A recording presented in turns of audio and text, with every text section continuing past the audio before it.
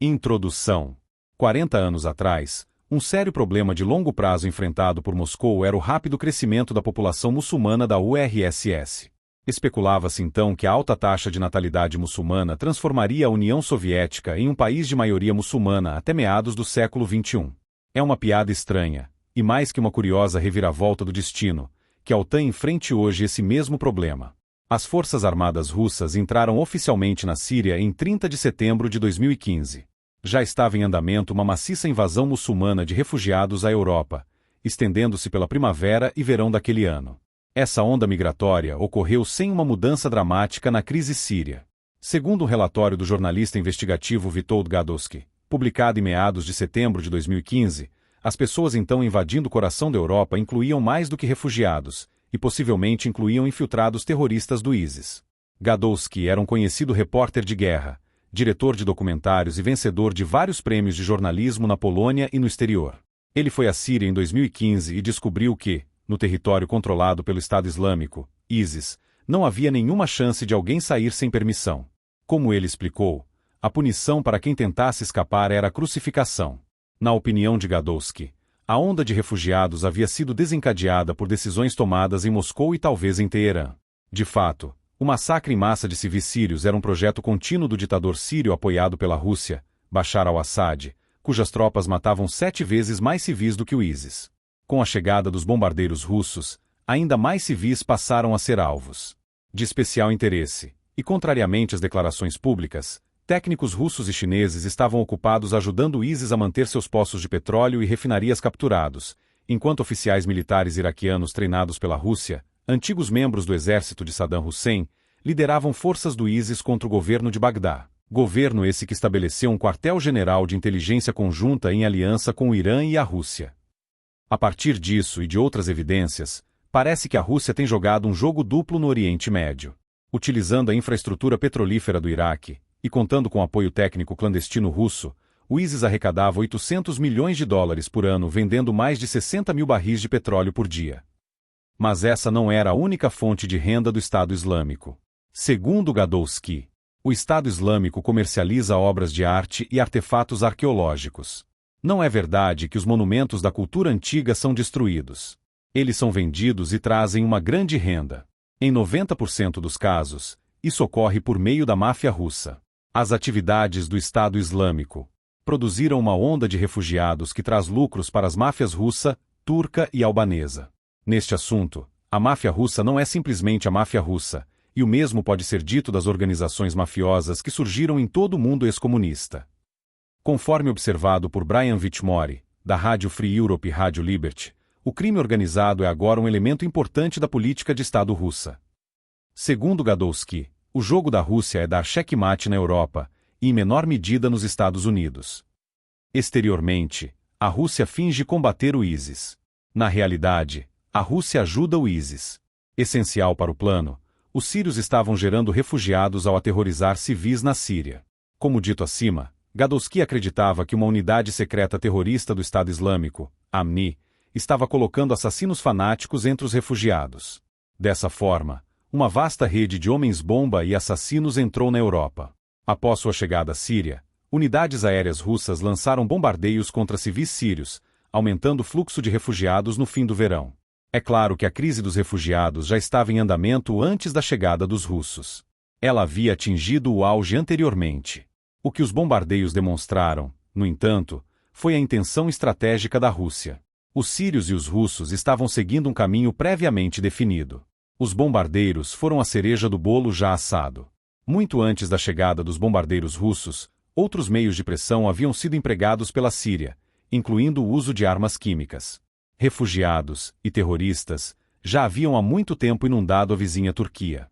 Durante a primavera e o verão de 2015, os números aumentavam cada vez mais. Uma proporção significativa dessas massas se dirigiu à Europa. Esta monografia apresentará evidências e argumentos de que a Rússia e seus aliados, Síria e Irã, colocaram esse processo em movimento como parte de um projeto estratégico mais amplo. Os autores acreditam que Moscou não age ao acaso.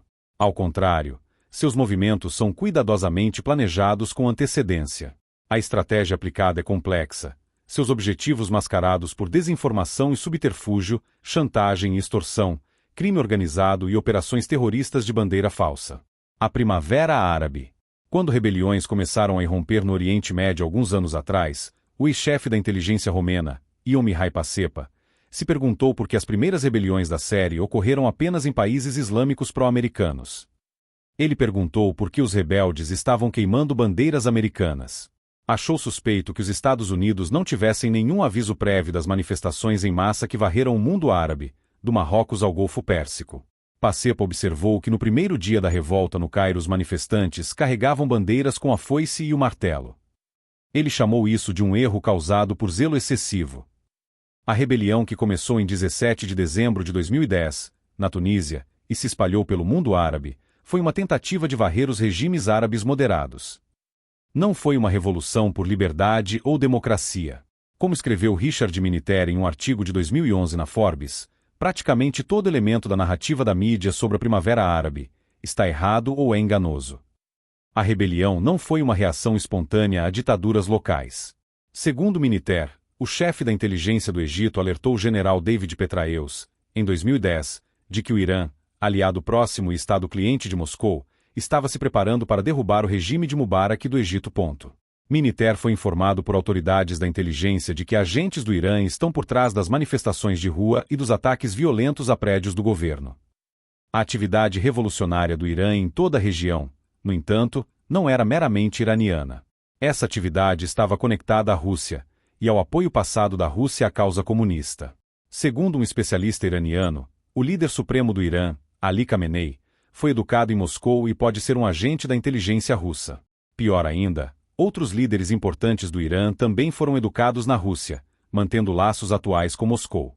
Em um artigo recentemente publicado pelo Instituto Kateon, na Rússia, Beozerov explicou que o governo soviético, em 1918, era guiado pela compreensão do Islã como uma ideologia próxima da doutrina comunista. Afinal, o Islã favorecia ideais de igualdade, justiça social e redistribuição de riqueza. Segundo Ozerov, o plano inicial de Moscou para a região era transformar o Islã em uma edição oriental do comunismo. Em uma entrevista de 4 de julho de 1925 ao Tokyo Nishi Shimbun, o ditador soviético Joseph Stalin foi questionado se acreditava que a agitação revolucionária na China, Índia, Pérsia e Egito estava destinada a varrer as potências ocidentais. Sim, acredito, disse o líder comunista, que acrescentou que o Ocidente seria atacado por dois lados, pela retaguarda e pela frente. Percepções de V. Kalashnikov e A. Ilarionov. Em junho de 2013, J.R. Nikist entrevistou um oficial dissidente da KGB na Rússia chamado Viktor Kalashnikov. Em referência à Síria, o ex-tenente-coronel da KGB disse: tudo se resume à luta contra os Estados Unidos. Todos os aliados são medidos em termos de seu anti-americanismo. Se forem anti-americanos, são nossos amigos. Kalashnikov então se referiu ao uso de exércitos terroristas. Exércitos compostos por terroristas, disse ele, eram melhores do que os antigos exércitos soviéticos de tanques. Eram mais flexíveis e mais baratos que tanques. O chefe do Estado russo advertiu publicamente o Ocidente de que entregas de armas à oposição na Síria poderiam resultar em atentados terroristas contra a Europa. Isso é um claro casus belli, uma ameaça terrorista real, disse Kalashnikov. Quando Nikist sugeriu que a Guerra Fria havia terminado, Kalashnikov zombou. Esse é outro assunto, ele disse. Mas temos de perguntar o que aconteceu com a União Soviética em 1991. Ela foi desmontada para fins de reorganização e em nome do poder russo. Os generais soviéticos não estavam satisfeitos com a situação estratégica. Os grandes exércitos de tanques da União Soviética eram, nas palavras de Kalashnikov, um ativo em deterioração, especialmente depois de 1983.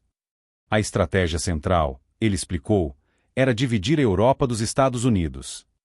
Nos anos 1980, isso foi tentado com a ameaça de guerra. Mas agora, nas circunstâncias atuais, seria necessário idear um método diferente. O que aconteceu em 11 de setembro foi apenas um presságio do que está por vir, disse ele. Na parte 1 da entrevista com Kalashnikov, intitulada Aliança Islamista da Rússia, Planos para Destruir a OTAN, o ex-tenente-coronel da KGB, que fora treinado como estrategista, tentou chamar a atenção do entrevistador para o apoio da Rússia aos partidos anti-imigração na Europa. Aqui, Kalashnikov referiu-se ao Islã como uma arma russa para destruir a OTAN. Ao perceber que o entrevistador estava perplexo, Kalashnikov disse: deixe-me falar sobre os neofascistas na Hungria. Eles são pró-Putin. São nacionalistas e, claro, absolutamente antissemitas e anti-americanos. O que os partidos anti-imigração tinham a ver com exércitos terroristas no Oriente Médio? O que tudo isso tinha a ver com a divisão entre a América e a Europa? Eis uma questão que requer consideração cuidadosa. Para respondê-la, pode-se imaginar como a OTAN teria prosperado se Hillary Clinton e Marine Le Pen tivessem vencido suas respectivas eleições. E se a Europa seguisse a liderança da França, permaneceriam os americanos, politicamente corretos, aliados da nova Europa? O que eu sugeriria, disse Kalashnikov, é que seus especialistas em antiterrorismo leiam Vladimir Lenin, que forneceu o manual para os terroristas. Como eles devem organizar unidades de combate, quem deve ser morto primeiro e depois, que estratégia e tática adotar. Lenin desenvolveu uma teoria completa para usar o terrorismo como meio de tomar o poder e governar um vasto Estado. Esse foi o início da estratégia soviética, do Estado soviético e de sua política internacional. Mais de um ano após essas declarações curiosas de Kalashnikov, um ex-conselheiro econômico do Kremlin chamado Andrei Larionov fez uma declaração ainda mais surpreendente. Em uma entrevista televisiva de dezembro de 2014, Larionov observou que a Europa havia atingido seu nível mais baixo de prontidão defensiva. Ele também observou que a Rússia estava ameaçando abertamente o Ocidente com guerra nuclear. Larionov então fez uma previsão espantosa, acrescentando que as nações europeias não ficarão muito surpresas, digamos, se na primavera do ano que vem, 2015, houver algum tipo de movimento político em massa, digamos, uma espécie de primavera islâmica. Sendo ele próprio russo, tendo trabalhado no Kremlin, parece óbvio que Larionov tinha acesso a fontes de alto nível. A vindoura primavera islâmica, segundo ele, não ocorreria no Oriente Médio, mas na Europa. Ele mencionou efeitos desestabilizadores em certos países europeus, onde a crise iria consumir a energia e a atenção dos líderes europeus no momento em que o Sr. Putin tentaria realizar seu projeto neo-imperial.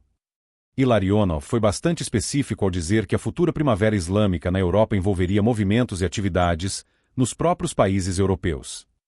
Quando perguntado se isso poderia ser desencadeado pela Rússia, Larionov respondeu: "Estou apenas advertindo, quando isso acontecer, as sociedades europeias não devem ficar muito chocadas ou surpresas." A previsão de Larionov dá continuidade à sugestão de que Moscou instigou a crise migratória. Pois como mais Larionov poderia ter sabido sobre uma primavera islâmica envolvendo movimentos e atividades na Europa? Sua previsão foi um acerto improvável e direto. Saber algo com antecedência é saber que algo está sendo planejado. Larionov claramente previu o evento mais significativo do ano seguinte. Ele também insinuou que esse evento foi planejado para distrair o Ocidente da agressão da Rússia contra a Ucrânia. E essa previsão encaixa-se perfeitamente com a análise do tenente-coronel Viktor Kalashnikov, residente em Moscou, que alertou sobre a Rússia estar utilizando exércitos terroristas já em 2013. O fato é que pessoas em Moscou sabiam o que estava por vir. E por que não saberiam? É preciso um enorme volume de recursos e planejamento real para mover milhões de pessoas do Oriente Médio para o coração da Europa. Muitos indivíduos ligados à KGB precisariam estar cientes com antecedência, nem que fosse apenas para organizar o sistema de transporte necessário. Percepções de um general romeno. Aqueles que viveram sob regimes comunistas, que foram formados como estrategistas nesses regimes, estão em melhor posição para avaliar corretamente os eventos recentes do que seus equivalentes da Europa Ocidental. Durante um debate televisionado no programa Devaru Live, em agosto de 2015, o general aposentado do Exército, Konstantin Degeratu, referiu-se à crise de refugiados europeia como uma guerra híbrida de agressão, engendrada a partir do Oriente Médio pela Rússia. Superficialmente, observou Degeratu, a crise dos refugiados encobriu completamente o problema da agressão russa contra a Ucrânia. Ele então afirmou que toda a operação de refugiados era bem organizada. O general acrescentou: "Olhem para as pessoas que estão vindo. Elas estão melhor vestidas e alimentadas do que 10 a 15% da população da Romênia. Trata-se de uma invasão planejada, que não tem causa direta no Oriente Médio." Em seguida, apontou para as dificuldades logísticas envolvidas em mover milhões de pessoas por centenas ou milhares de quilômetros. Se alguém vem do Afeganistão com um carrinho até a fronteira da Macedônia, isso exige logística. Como para esclarecer a observação anterior de Kalashnikov sobre a Hungria, Degeratu destacou uma anomalia curiosa. Disse que esse aumento de 3 vezes no número de refugiados em comparação com o verão passado está pegando todos de surpresa. Mas isso ocorreu uma semana depois que a Hungria concluiu a construção de uma grande cerca fronteiriça. Não lhe parece interessante que primeiro a cerca foi construída e só depois essa migração começou, justamente naquela área? O general aposentado Alexandru Grumais também estava presente no programa. Ele concordou que a migração era bem sustentada. Acrescentou que a Turquia também tinha interesse em empurrar os refugiados para a Europa. Era, disse Grumais, uma crise das instituições europeias. Degeratu acrescentou que o problema da invasão de refugiados não poderia ser resolvido. Por quê? Porque é gerido pela Rússia e, portanto, não é destinado a ser resolvido, mas sim mantido. O general então declarou: o interesse da Rússia é manter essa crise. Está claro, disse Degeratu, que, se a União Europeia não quiser viver o pesadelo, que prevê que entre os anos 2030 e 2040 mais de 60% da população ativa da UE será muçulmana, então os países europeus precisam decidir se querem sobreviver como civilização ou não. De acordo com a avaliação estratégica de Degeratu, precisamos compreender que somos o alvo de uma guerra, e podemos chamá-la de híbrida ou assimétrica, mas essa onda migratória é consequência disso. Ele então resumiu o custo perigoso dos migrantes para a Europa, observando: o custo de cada uma dessas pessoas é 3 vezes maior que a aposentadoria mínima na Romênia. Certamente, disse Degeratu, a atitude política na Europa em relação a essa situação precisa mudar. Até agora, tem sido uma política de tempos de paz. Agora somos o alvo de uma agressão. O controle de fronteiras é absolutamente obrigatório. Segundo o professor Przemysław Żurawski-Welgrajewski, que foi convidado pelo Dr. Cerney a comentar as avaliações do general Degeratu, as opiniões do general Degeratu são plenamente justificadas, e eu subscrevo cada uma de suas declarações. O professor Żurawski é um dos melhores analistas políticos da Polônia. Leciona Ciências Sociais na Universidade de Lodz e na Escola Nacional de Administração Pública, atuando também no Conselho Nacional de Desenvolvimento, órgão consultivo do presidente Andrzej Duda. É igualmente conselheiro do atual ministro das Relações Exteriores da Polônia, Jacek Zaputowics. Segundo o professor Żurawski, os russos não são responsáveis por todos os refugiados que invadiram a Europa, mas é certo que fizeram o possível para ampliar o problema, para confundir a cena política nos países europeus, tanto quanto pudessem. A Rússia é a principal aliada de Assad e do Irã. Esses aliados da Rússia, disse ele, maximizaram a escala dos refugiados. Żurawski também apontou para as estruturas híbridas e semicriminosas do FSB, máfias locais na Bósnia e Herzegovina. Estas também desempenharam um papel no deslocamento de refugiados através dos Balcãs até o coração da Europa. A conclusão é, disse ele, que a Rússia tinha instrumentos para maximizar os problemas, apesar da incapacidade da Europa de encontrar a arma fumegante. O professor Żurawski também observou que os partidos anti-imigrantes no Ocidente são geralmente pró-Rússia, como a Frente Nacional e o AfD. Portanto, aprofundar a crise ajuda os seguidores da Rússia no Ocidente. Este ponto não deve ser negligenciado. Kalashnikov já havia insinuado esse fator em sua referência à Hungria mais de um ano antes do início da crise dos refugiados. Aqui, a manipulação da direita europeia assume o papel central. Moscou tem todos os motivos para acreditar que os partidos europeus anti-imigração ganharão força política à medida que a crise se intensifica. Moscou, portanto, tem razões para investir na direita europeia. Simultaneamente, Moscou também utiliza seus agentes na esquerda europeia.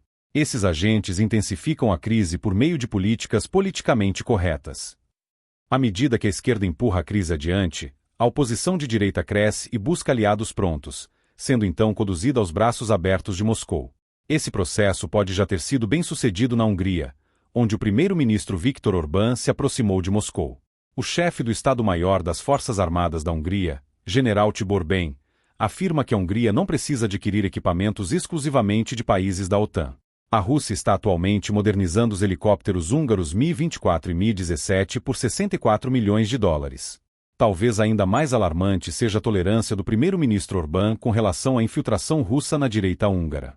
Ex-antocomunistas húngaros agora celebram o cosmonauta soviético Yuri Gagarin, dando as mãos a autoridades russas. Segundo os autores Peter Krekó e Laurent Giry, a Rússia investiu capital político em grupos de ódio na Europa Central, com vínculos financeiros também com organizações violentas da Europa Central e Oriental. Trata-se de uma estratégia consciente. Na caixa de ferramentas de medidas ativas e guerra híbrida de Moscou, as fronteiras entre ferramentas violentas e não violentas estão cada vez mais borradas. E esse processo é bidirecional. Não apenas a informação pode ser transformada em arma. Organizações violentas podem ser usadas como instrumentos de soft power. O Kremlin é altamente eficaz na infiltração de partidos marginais e organizações paramilitares na Europa Central. São fáceis de comprar ou controlar, pois esses grupos extremistas tendem a ser pequenos e facilmente manipuláveis. Qual é o valor estratégico final da infiltração e manipulação de partidos marginais e grupos paramilitares? Tendo essa pergunta em mente, ao observarmos o caos atual no Oriente Médio, o apoio passado da Rússia a organizações terroristas de toda espécie deixa de ser um enigma. O ex-ministro romeno das Comunicações e Informação, 29 Marius Bostan, foi questionado pelo Dr. Cernea se concordava com as observações do general de Geratu. Bostan respondeu: do ponto de vista da minha própria experiência no serviço público e na política, eu concordo com a opinião do general de Geratu de que é provável que a Rússia tenha estado envolvida na crise migratória e isso deve ser considerado como uma operação de guerra híbrida contra o Ocidente. Bostan enfatizou que um componente muito importante da guerra híbrida é a dimensão cultural. Aqui, a internet desempenha um papel crucial. O investimento de longo prazo da Rússia em propaganda, desinformação, formação de opinião e comportamento não pode ser subestimado. Uma visão de curto prazo seria um erro. Segundo Bostan, há algo na estratégia russa que é difícil de explicar aos nossos aliados ocidentais. É o fato de que a Rússia geralmente atua dos dois lados de um conflito, real ou fabricado.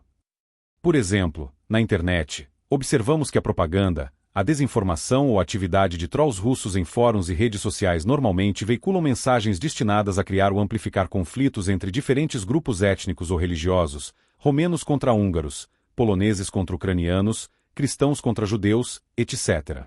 E eles incentivam, ao mesmo tempo, grupos com visões opostas, tendências antiliberais da extrema esquerda versus posições libertárias, direitos LGBT versus ativismo cristão conservador, multiculturalismo de fronteiras abertas versus movimentos anti-imigração, etc. Assim, a Rússia é capaz de provocar conflitos e crises e de influenciar a agenda pública dos países que visa subverter. Essa ambivalência pode parecer paradoxal para as mentes ocidentais, acostumadas a uma lógica binária segundo a qual algo não pode ser preto e branco ao mesmo tempo.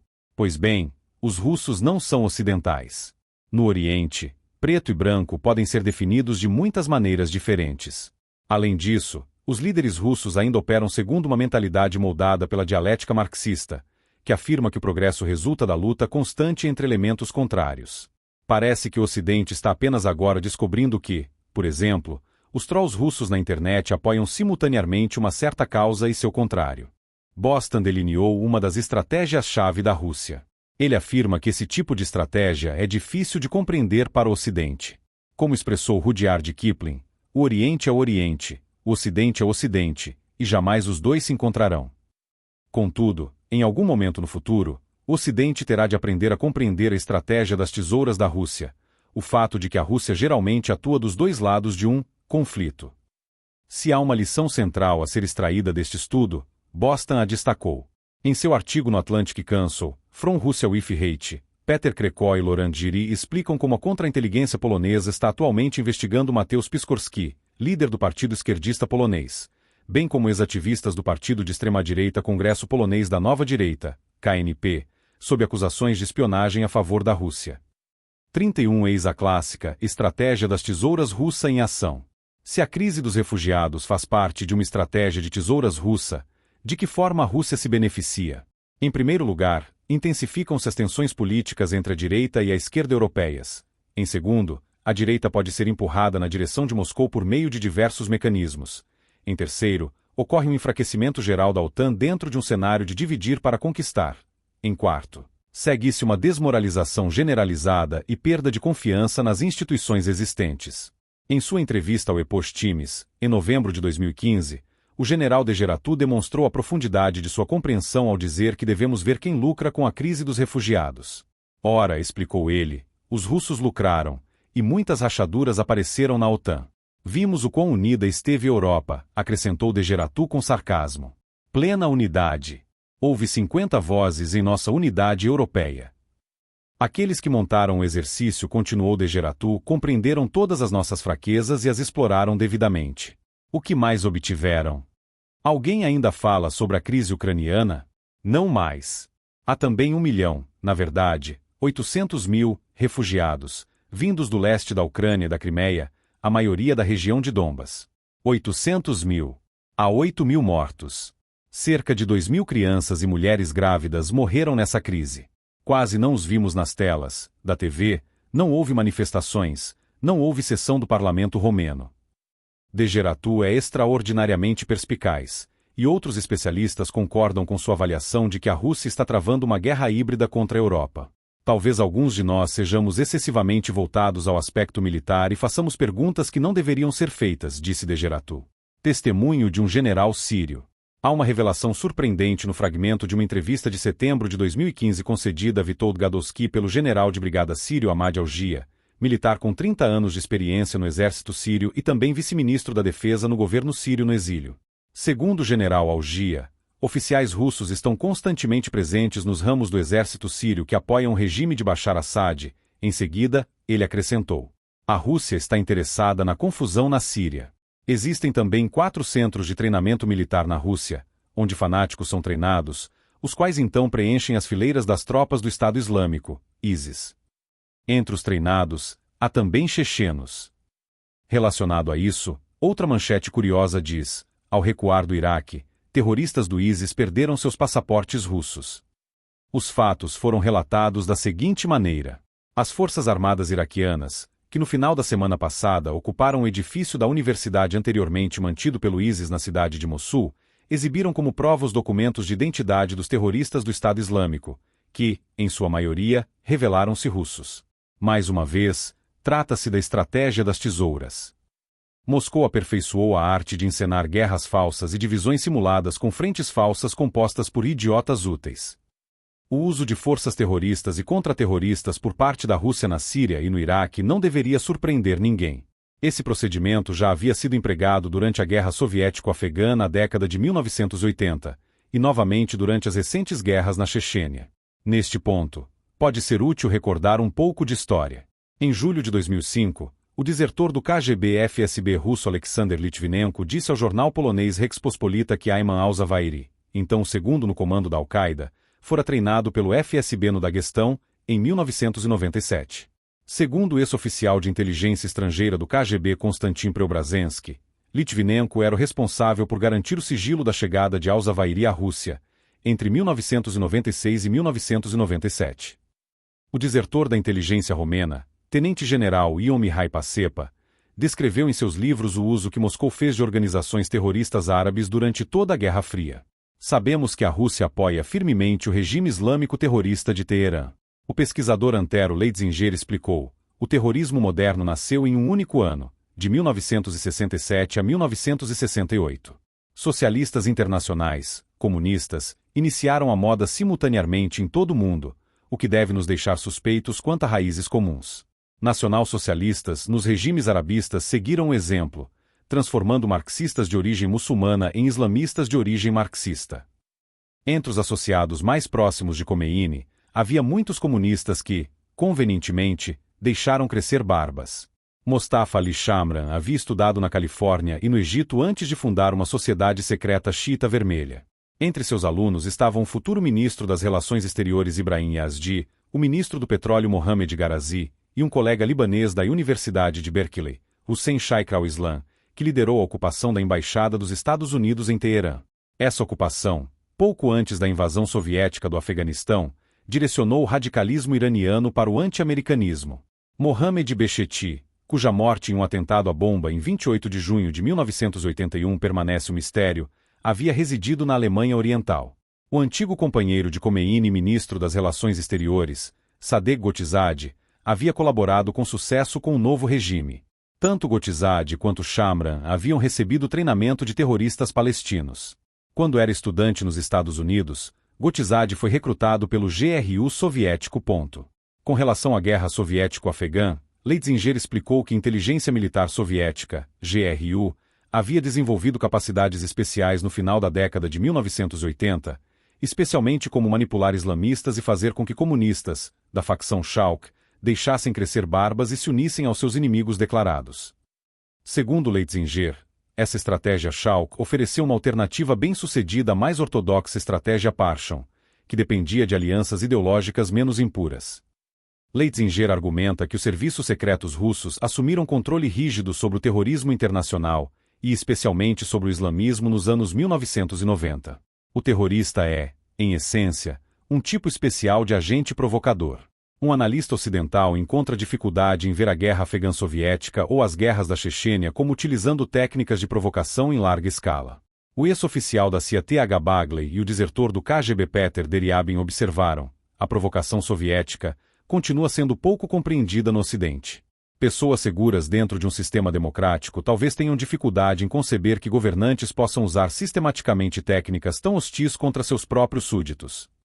Se as guerras de Moscou no Afeganistão e na Chechênia foram construídas em torno de provocações terroristas, e o objetivo era radicalizar e infiltrar o Islã e reorientá-lo contra o Ocidente, então essas guerras aparecem sob uma luz mais inteligível. A União Soviética não invadiu o Afeganistão por razões convencionais ou para conquistar controle militar clássico. Com o advento da crise migratória na Europa, com a probabilidade de que milhares de terroristas estejam infiltrados em meio à massa de refugiados muçulmanos protegidos, o menor sinal de envolvimento russo, ou de envolvimento dos substitutos islamistas da Rússia, deveria provocar uma onda de choque nas estruturas de segurança da Europa. Dada a história da infiltração do Islã por parte de Moscou, e as crescentes evidências do jogo duplo da Rússia, o Kremlin seria o suspeito mais natural em qualquer estudo minucioso da crise migratória. Pode-se argumentar que qualquer outro foco seria irresponsável. Como relatado pela BBC, o general norte-americano Philip Breedlove, comandante supremo da OTAN na Europa, afirmou que a Rússia e a Síria estavam deliberadamente transformando a migração em arma, numa tentativa de sobrecarregar as estruturas europeias e romper sua determinação. Ele citou o uso de bombas de barril por parte da Rússia contra civis sírios. Qual seria o objetivo de ataques tão indiscriminados? O objetivo, disse ele, era colocá-los na estrada rumo à Europa. Massas de pessoas sem teto, aderindo a uma religião estrangeira, constituem um problema para a Europa. O terrorismo é outro.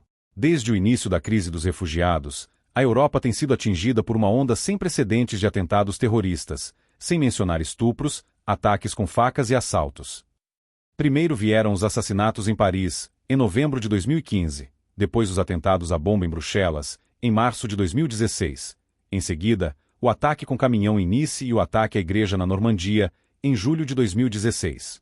Depois houve uma série de esfaqueamentos islâmicos por toda a Europa. Algumas de nossas fontes, citadas acima, alegaram que o terrorismo moderno foi introduzido aos muçulmanos pelo bloco comunista há meio século. Este ponto não deve ser esquecido ao se avaliar o estranho caso de amor da esquerda com o Islã. Desde o princípio, disse o ex-tenente-coronel do KGB Konstantin Preobrazhensky, os chamados bolcheviques, ou comunistas, viam os muçulmanos como a reserva militar, como recurso humano para a Revolução Mundial. Nem todas, as pessoas sabem que o segundo apelo feito por Lenin, após a grande Revolução Socialista de outubro em 1917, foi dirigido aos trabalhadores muçulmanos. Preobrazhensky continuou. Naquela época, o Islã era a religião dos oprimidos, dos povos colonizados pelo Ocidente. Como disse Lenin por ocasião da Internacional Comunista, o Ocidente existe às custas do Oriente. Ainda hoje podemos ouvir essas conclusões, essas ideias. E assim que a Revolução Russa ocorreu, os muçulmanos russos imediatamente a apoiaram, de modo que organizações militares comunistas muçulmanas foram formadas. Os comunistas muçulmanos destituíam os governos burgueses muçulmanos locais que haviam surgido no Império Russo. Refugiados na Europa, uma política russa. Somando-se às vozes daqueles que compreendem a estratégia da Rússia, Antony Rybczynski declarou: a crise migratória na Europa é, em grande parte, obra da política russa. Ele afirmou ainda: já, quando ninguém esperava os ataques aéreos russos na Síria, Vladimir Putin advertia que a Europa enfrentaria grandes problemas associados ao influxo de imigrantes. Assim, Moscou apoiava Assad enquanto enfraquecia a Europa. Outra manchete do Niezalizna.pl refere-se ao jogo diabólico de Putin, exportando imigrantes muçulmanos para a Europa. O artigo começa: as autoridades norueguesas acreditam que a invasão de refugiados em seu país é uma provocação russa. Em outubro de 2015, o ministro da Defesa da República Tcheca, Martin Stropnik, sugeriu que a Rússia talvez estivesse financiando o transporte de refugiados para a Europa. Embora eu não tenha 100% de certeza sobre essa informação, disse ele, também não posso descartá-la. Dado tudo o que sabemos, sua suposição é lógica. É sensata. Por que a Rússia, que armou terroristas islâmicos por toda a Ásia, não armaria terroristas islâmicos na Alemanha, Grã-Bretanha, França ou Suécia. Segundo o membro da Liga Nacional de Defesa da Estônia, Andris Laaniotis, o objetivo de Putin é a desintegração da União Europeia e da OTAN, se possível. A Rússia, acrescentou ele, está promovendo o euroceticismo. Mais provavelmente, a estratégia russa inclui muitos objetivos sutis e indiretos. Como na atuação do falecido Mohammad Fahim no Afeganistão, a Rússia pode tomar um país defendido pela OTAN por meio da ação de um criminoso empreendedor. A Rússia pode assim paralisar o coração do Afeganistão ou o coração da Europa de uma maneira que ridiculariza a compaixão europeia. O presidente do Conselho Supremo da Lituânia, Vytautas Landsbergis, fez uma observação, em 15 de setembro de 2015, sobre a crise dos refugiados que é quase idêntica à de outros que já vimos. Estava pensando em quem se beneficiaria, e agora sei. Na crise atual, toda a atenção está voltada para a Europa. Ninguém fala mais da Ucrânia, embora haja quase 2 milhões de refugiados também por lá. Putin os expulsou, e ninguém está propondo que vão para onde a vida é melhor. Segundo Landsbergis, a atual crise migratória é uma ameaça à civilização europeia. A Europa está diante de um grande perigo para seu próprio sistema, até mesmo para sua civilização. Os alemães, no passado, tinham ilusões de que conseguiriam integrar 1 milhão de turcos, de que os turcos se tornariam alemães e não haveria problema. Não funcionou. Criaram-se guetos, um Estado dentro do Estado, e esses são grandes problemas. O deputado ucraniano Anton Gerashenko, falando no canal de televisão News One, declarou: a crise de migrantes na Europa surgiu por causa de Putin. A guerra na Síria começou em 2011, mas os migrantes inundaram a Europa como um grande rio na primavera de 2015. A Rússia tomou uma decisão depois que a Europa impôs sanções econômicas contra a Rússia. Vamos criar problemas para eles. Eles criaram um problema. Foi destinado o valor de $1.000 por cabeça de refugiado que fosse levado da Síria para a Europa. 1 milhão de refugiados representa $1 bilhão. Isso não é nada para Putin. O custo para a Europa, contudo, é muito mais do que $1 bilhão. Gerashenko acrescentou que uma atmosfera de xenofobia foi criada na Europa, junto com a crescente influência de vários partidos nacionalistas, os quais são conhecidos por sua posição favorável à Rússia de Putin.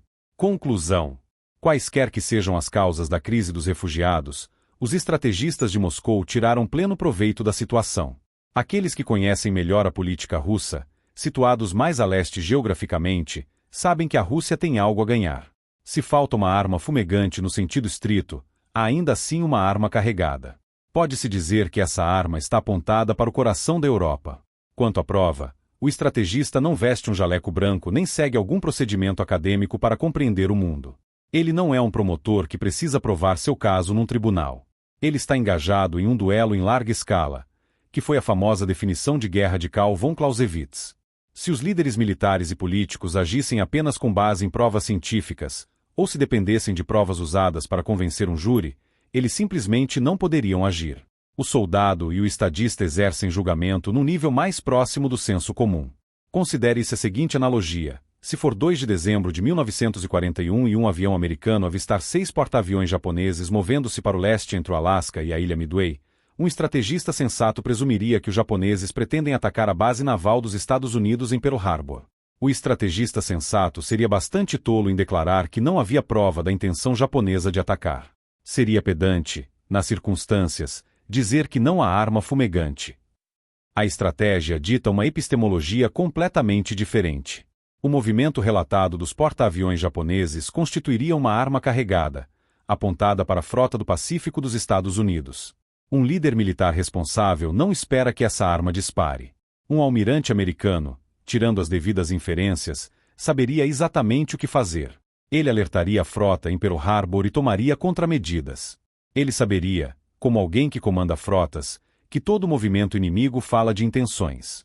Essa deve ser a base de sua certeza, de seu conhecimento prático. No que diz respeito à crise de refugiados muçulmanos na Europa, relatos sobre campos de treinamento do ISIS na Rússia, relatos de ajuda do GRU-SVR e da máfia russa ao influxo maciço de refugiados, relatos sobre infiltração russa em organizações terroristas por todo o mundo muçulmano, etc., constituem uma arma carregada.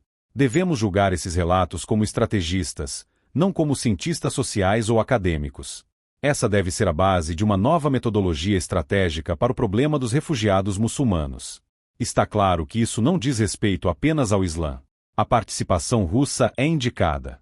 A estratégia russa precisa ser compreendida como parte de um conjunto estratégico maior, para que se possa avaliar corretamente a situação como um todo.